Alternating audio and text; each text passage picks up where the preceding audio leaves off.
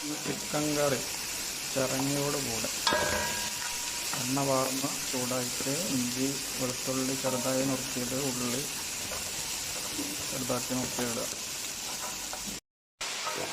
ശേഷം കോഴിയിറച്ചി നുറുക്കിയിടുക.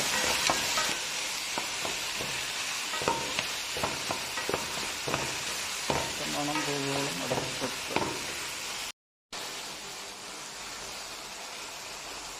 കോഴി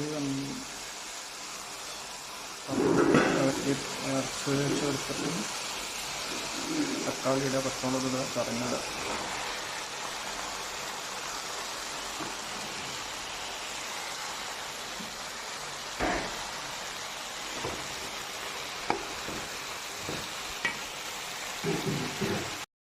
ചിരങ്ങി തക്കാളിയും പച്ചമുളകും ഇട്ടിട്ട് ചിക്കൻ മസാല, ഗരം മസാല, കുരുമുളക് പൊടി, പിന്നെ മദ്രാസി കറിക്കൂടും